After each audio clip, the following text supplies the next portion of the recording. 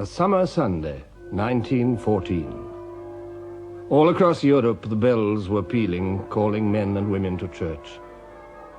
Sunday, the Lord's Day, and a day of rest. It was a world of firm beliefs. The established order was not widely questioned. Father at the head of the family, the monarch at the head of the nation, God in his heaven.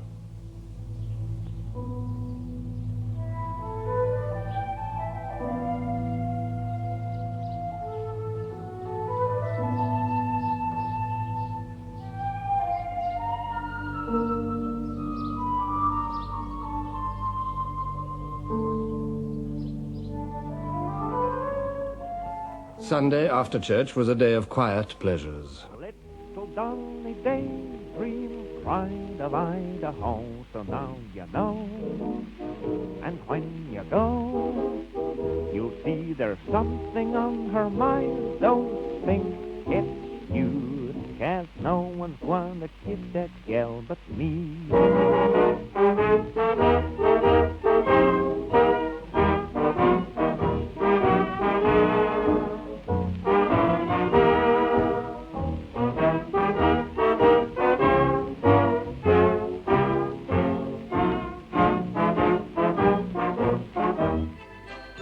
In the Bois de Boulogne, the Tiergarten or Rotten Row, the aristocracy displayed themselves. Carriages, servants, dazzling clothes.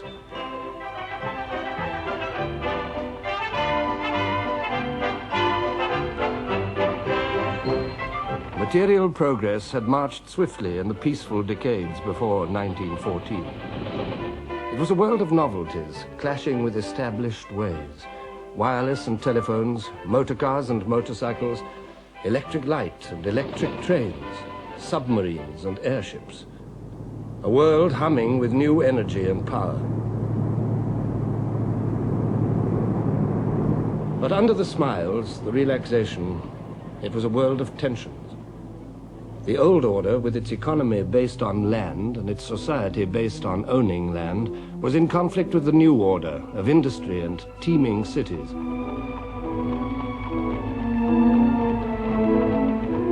Industry had uprooted populations, expanded them beyond belief, tempted them, enriched them, and impoverished them.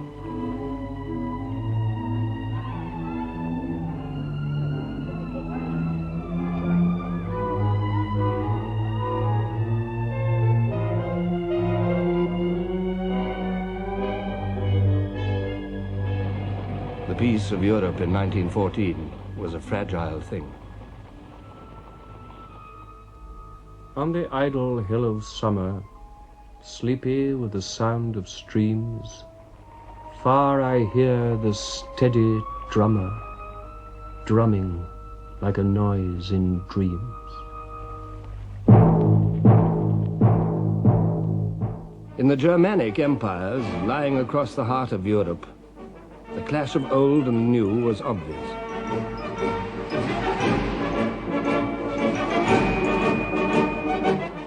Under the leadership of Prussia, under Bismarck, the Iron Chancellor, Germany had emerged as a nation and as a world power. In 1871, her 39 separate states, after centuries of discord, had united at last. The kings of Saxony and Bavaria, the princes, dukes and electors, Brunswick, Baden, Hanover, Mecklenburg, Württemberg, Oldenburg, all paid allegiance to the King of Prussia, the Kaiser. This unity fulfilled a deep wish in German hearts. It gave them a sense of destiny. Even the leadership of Prussia was better than insignificance, and with unity had come an extraordinary upsurge of energy and expansion.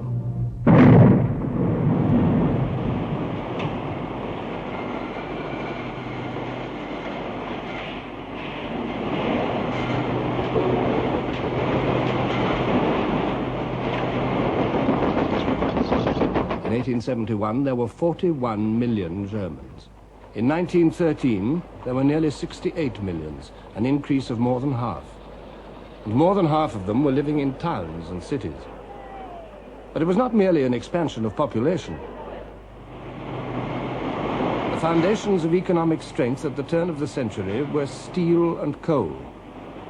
Germany had made great strides with both.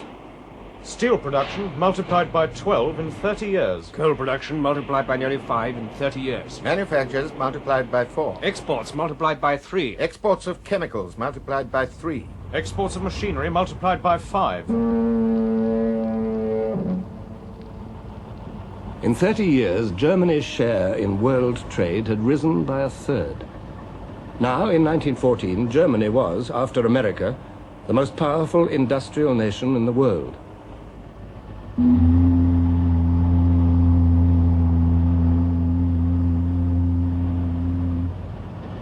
The epitome of her industrial might lay in the firm of Krupp.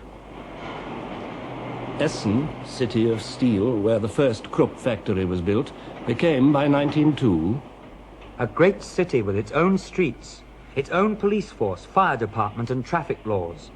There are 150 kilometers of rail, 60 different factory buildings, 8,500 machine tools, 7 electrical stations, 140 kilometers of underground cable and 46 overhead.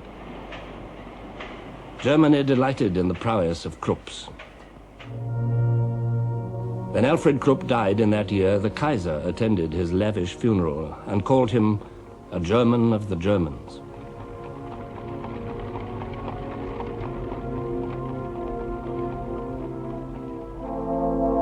In 1914, the firm employed 80,000 workers. They lived in Krupp houses, their babies were delivered by Krupp doctors, their children educated in Krupp schools. They bought at Krupp stores, borrowed books from Krupp libraries, married in the Krupp church, and were buried in the Krupp cemetery.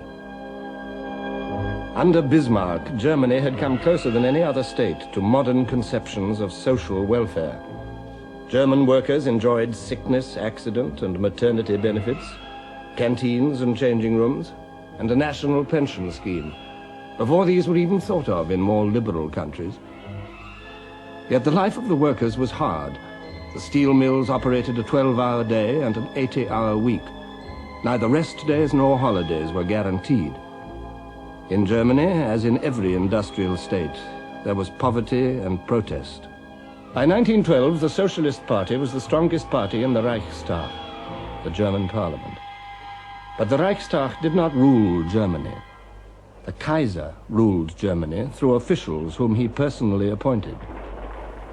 No one, says Sir Winston Churchill, should judge the Kaiser Wilhelm II without asking the question, what should I have done in his position?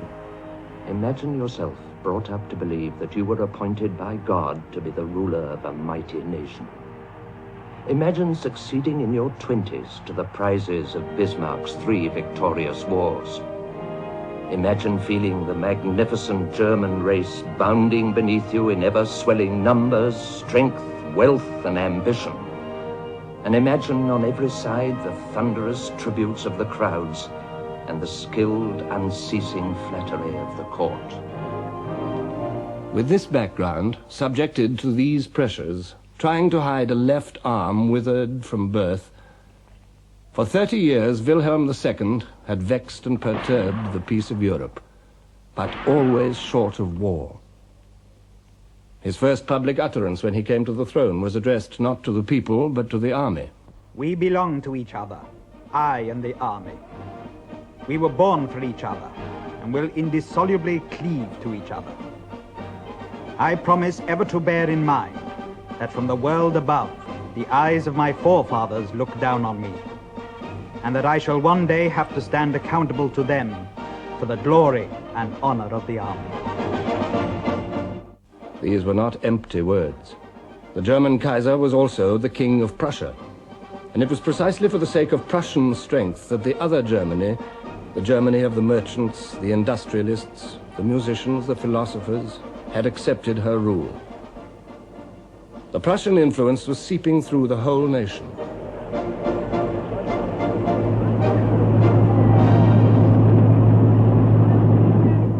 It was above all a military influence, well described by one of its advocates, General von Hindenburg. The army trained and strengthened that mighty organizing impulse which we found everywhere in the fatherland.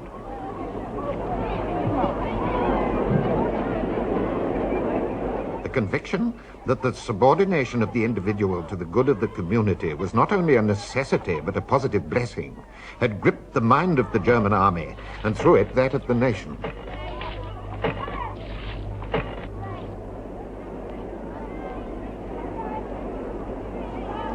With Prussia as the core, the German Empire was the most powerful military organism in the world. And at its head, posturing, gesturing, stood the all-powerful Kaiser, challenging Europe. Without Germany, and without the German Kaiser, no great decisions must ever be taken. If this should happen, the position of Germany in the world would vanish forever. And I do not purpose that this should ever happen. To employ suitable, and if necessary, violent means ruthlessly, is my duty, my fair privilege. Germany's neighbors watched her clamorous progress with alarm. The Republic of France uneasily remembered her overwhelming defeat at Germany's hands in 1870. Then the rich lands of Alsace and Lorraine had been torn from her. Patriotic Frenchmen bitterly resented the loss, and the bitterness was passed on to new generations. Think that the motherland is your second mother, that she weeps and suffers over the children they have torn from her bosom.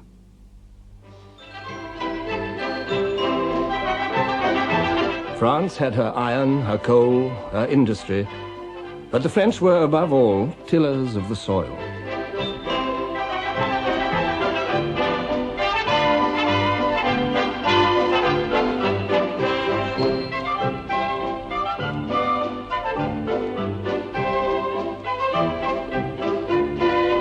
The produce of her fields and vineyards made France self-supporting. The French cared for good food. The specialities of each province acquired international fame.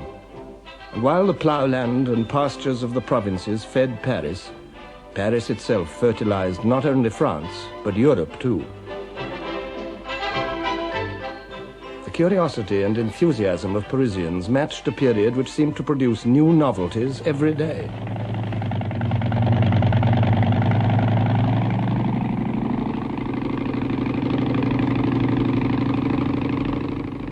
Louis Blériot was the first man to fly the Channel. I began my flight steady and sure. I have no apprehension, no sensations, nothing. I am making at least 42 miles an hour, traveling at a height of 250 feet. Below me is the sea. There is nothing to be seen, neither France nor England. I am alone. For 10 minutes I am lost, and then I see the cliffs of Dover.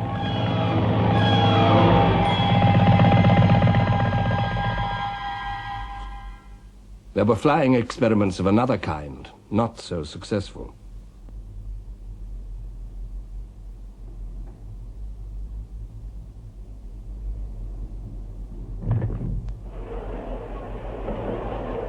Cranks or pioneers, the French greeted them all expectantly.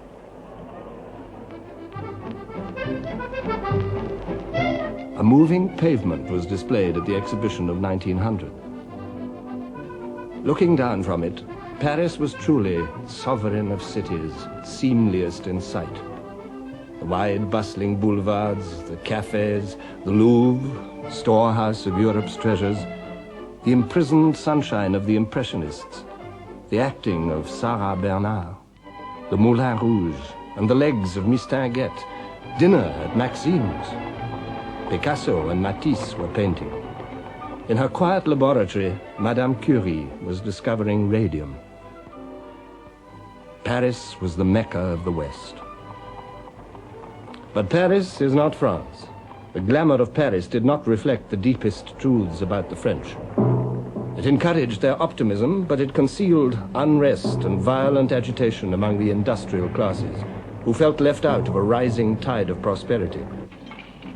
It concealed the backwardness of French industry in a world where this counted more and more. It concealed a declining birth rate in a world which paraded its millions. It concealed the canker at the heart of French politics, memory of the defeat of 1870, and fear of the rising might of Germany. Because of this memory and this fear, the army played a special part in the life of France. Shattered in 1870, it had made a remarkable recovery. It became a national army based on universal conscription. It schooled itself in colonial wars, but its eyes were fixed on the German frontier. In 1914, there was a socialist government. Anti-militarism, pacifism, and internationalism were being proclaimed with swelling voices. The delegates of the workers' organizations judged that wage earners obliged to go to war have this alternative only: either to take up weapons in order to menace other wage earners, or to take up battle against the common foe, capitalism. Anti-militarist and anti-patriotic propaganda must become ever more intense and audacious.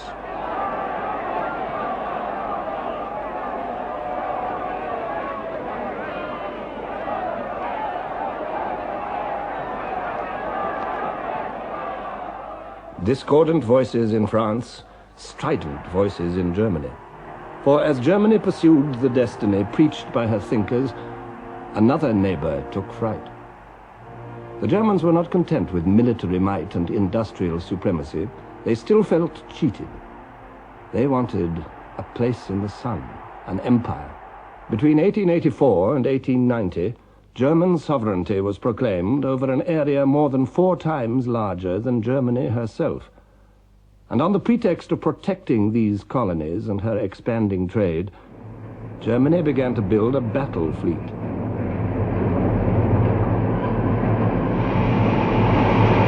This was a threat that any British newspaper reader could understand. The sea served Britain in the office of a wall or as a moat defensive to a house against the envy of less happier lands. Now envy was reaching across the sea.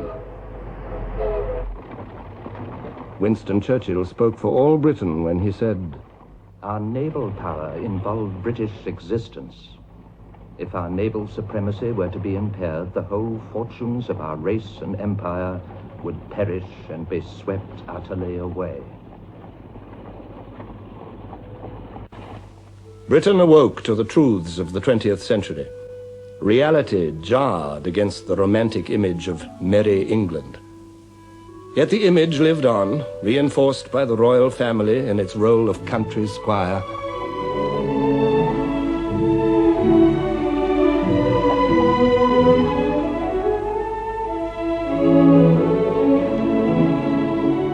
Englishmen liked to think of themselves in these terms.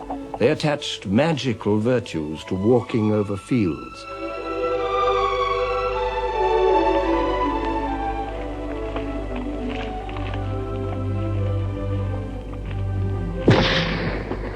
They also found virtue in royal pageantry, jubilees, coronations, state openings, funerals.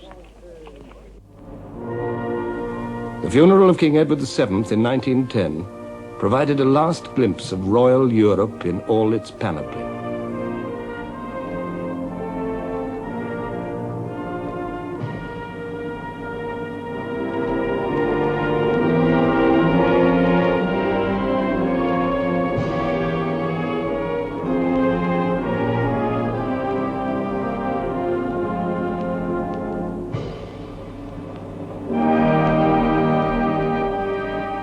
Nine kings followed Edward's coffin through the streets of London. King George V, his successor, the Kaiser, his nephew, the King of Belgium, the King of Spain, the kings of Portugal, Denmark, Bulgaria, Norway, and Greece. The watching, awe-struck crowds were reminded that Britain was the center of an empire on which the sun never set.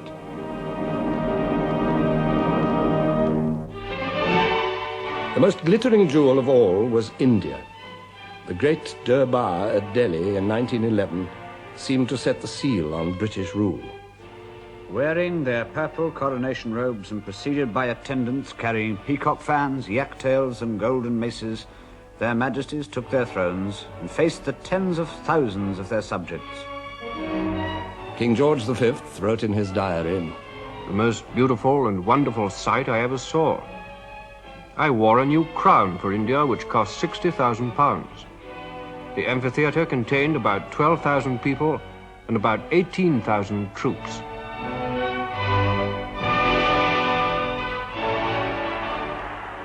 "119 princes and maharajas bowed and retracted in a ceremony which lasted a full hour. The Delhi Durbar affirmed the bond between the King Emperor and more than 300 million Indian subjects. Africans, too, were subjects of the British Crown.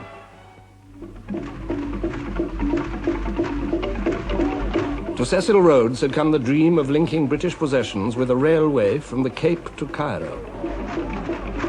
The almost unbroken pink up the map of Africa showed the dream well on the way to realization. And there were the white dominions, Canada, Australia, and New Zealand. These were the lands where men of British stock had driven down new routes, creating British populations in far distant places, half as numerous as the Britons who stayed at home.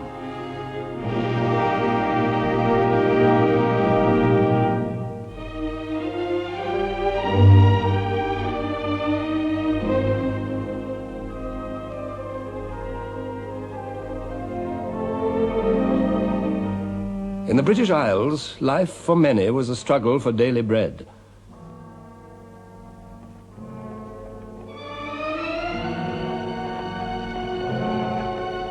The national wealth of the country in 1914 has been computed at £14,300 million. But in the black deserts of Britain's industrial towns, working-class families could not afford decent clothes or enough to eat. In London at the turn of the century, 30.7% of the population were living below the poverty line. In York, 28% existed on a diet less generous than that of the workhouse. Small wonder that the Chancellor of the Exchequer, Lloyd George, wrote, "Our working populations, crushed into dingy and mean streets, with no assurance that they would not be deprived of their daily bread by ill health or trade fluctuations, were becoming sullen with discontent." As in Germany and in France, the workers turned to socialism. The Labour Party was born. But 40 Labour MPs could not provide a remedy. Only through the rapidly growing trade union movement could the workers assert their demands. In 1911 and 1912, Britain was swept by a wave of strikes more complete and embittered than any yet seen. The trade union leader, Ben Tillett, said, "It was a great upsurge of elemental forces. It seemed as if the dispossessed and disinherited classes were all simultaneously moved to assert their claims upon society."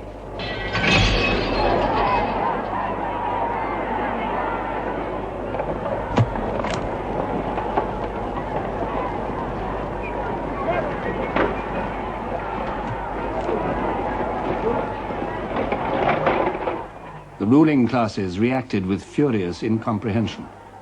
In Liverpool, troops were brought in to fire over the heads of the crowds. A man told Sir Austin Chamberlain, "I think the situation's so serious that I went this morning to a wholesale armourer's to buy 5 revolvers. The shopman said, 'We had 100 yesterday, we had 50 when we opened this morning, we have not one left now.'" This was England, facing a class struggle such as she had not seen for over half a century. Facing also the dispossessed who had nothing to do with class. The women. The old fight for women's rights received a new impetus from the militant suffragette movement. Nothing was safe from their attacks. Churches were burned, public buildings and private residences destroyed. Bombs were exploded. The police and individuals assaulted, meetings broken up. At Epsom, on Derby Day, a suffragette waited to throw herself under the King's horse.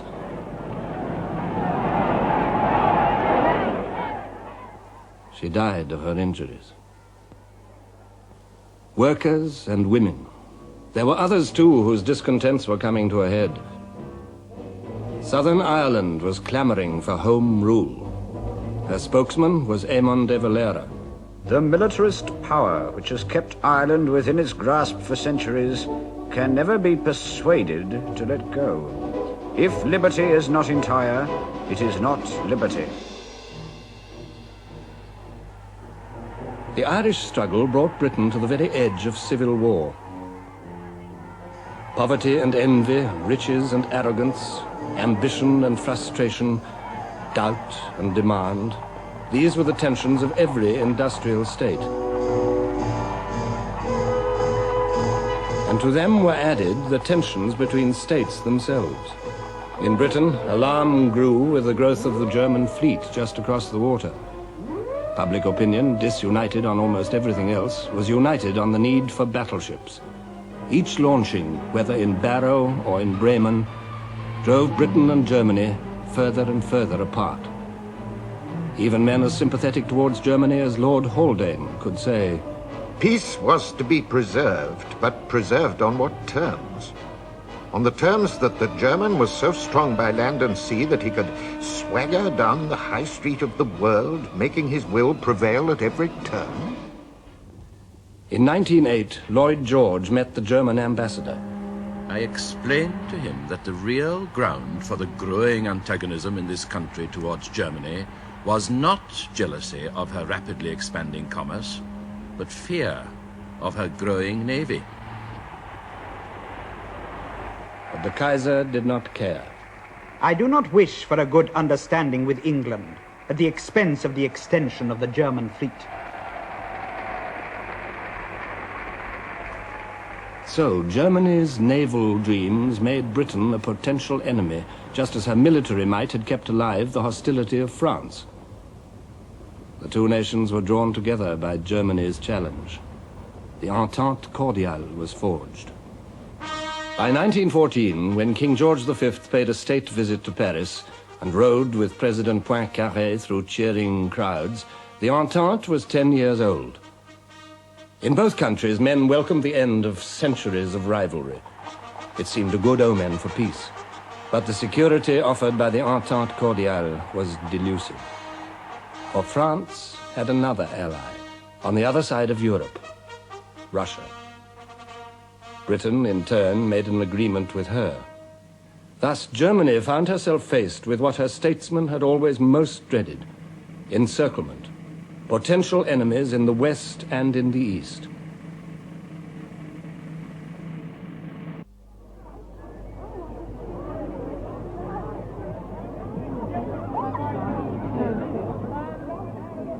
In the summer of 1914, it was not Britain, nor France, nor Russia which held the real threat to the peace of Europe. The real threat lay in the alliance of Germany's making, her alliance with Austria. This was a shackle linking the swelling vigor of Germany to the irresponsible policies of an old, decaying empire. Bismarck foresaw the danger. I shall not live to see the Great War, but you will see it, and it will start in the East. For centuries, Austria had been the leading German state, Europe's shield against the East. By 1914, her empire was an anachronism, whose fatal ambitions died hard. At the head of this ancient realm stood the Emperor Franz Joseph, 84 years old. He had reigned in Vienna since 1848, Europe's year of revolutions, when the Austrian Empire had come near to collapse. Franz Joseph held it together by a mixture of compromise and repression, but nothing could disguise its decrepitude. Lord Lansdowne wrote, To human calculation, the Habsburg Empire cannot survive the decease of the Emperor Franz Joseph. The anachronism lingered on, upheld by this old man. Its ceremonies, its displays, its brilliant uniforms, the rigid protocol of the imperial court, the high-sounding titles, the wit, the music, the culture of Vienna, all belonged to a past which was becoming ever more at odds with the present. For this empire was not merely Austrian. It was, in the first place, a dual monarchy. The Austrians shared power with the Hungarians, who kept their own parliament and their own laws. Austrians and Hungarians together ruled over a mixture of peoples. Italians, Poles, Czechs, Ruthenians, Slovaks, Slovenes, Serbs. Nearly half of Franz Josef's subjects were Slavs, who viewed their masters with sullen hatred and yearned for liberation. They looked for aid outside the Austrian Empire to the free Slav countries, the rising kingdom of Serbia and the Russian Empire, protector of Slavs everywhere. Tribal memories and tribal fears agitated all these people, whose borders stretched to Europe's edge. Russia would stand by the Slavs. Against Russia, Austria would need strong help. Germany had promised that help.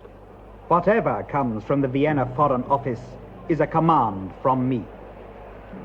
Yet there were those in Germany who felt misgivings. In 1914, the German ambassador in Vienna said, I constantly wonder whether it really pays to bind ourselves too tightly to this phantasm of a state that is cracking in all directions. But the Austro-German alliance was a fact, leading to inescapable conclusions. In 1914, the Kaiser noted, As a soldier, I have no doubt, on the basis of information reaching me, that Russia is systematically preparing for war against us. And I frame my policy on that assumption.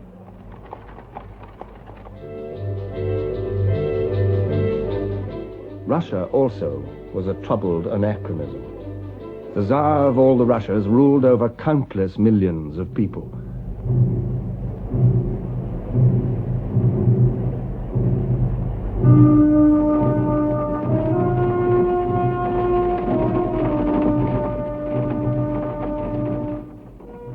More than 130 millions of them had been counted in the census of 1897. How many more were contained in the deep hinterlands of the Russian Empire, none could say. This was the largest state in the world, a sprawling giant. Communications across it were primitive and difficult. During the thaw, almost impossible. A British diplomat wrote, No one can have the slightest idea what the country tracks in Russia are like during the spring and winter. It took me 16 days to traverse 80 miles. Over these limitless distances, the Romanov dynasty, in the person of Nicholas II, emperor and autocrat, ruled absolutely. In 1895, answering a demand for more representative government, the Tsar said, Let all know that in devoting all my strength to the people's well-being, I shall preserve the principle of autocracy as firmly and as undeviatingly as did my father.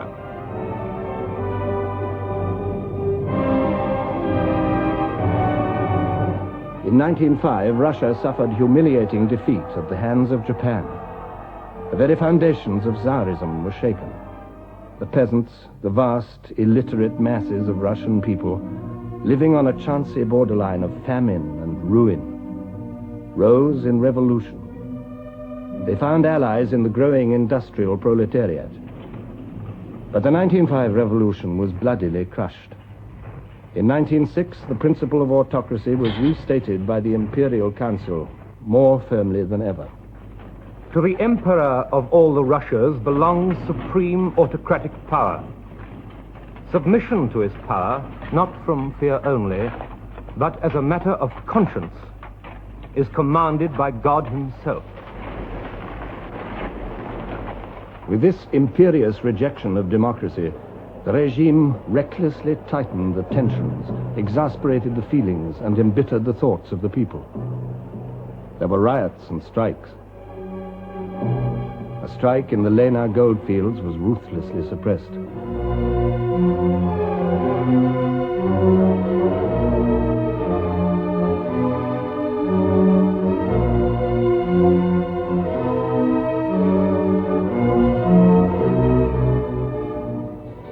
The Tsar and his court consumed their time with simple pleasures, heedless of the Russian people.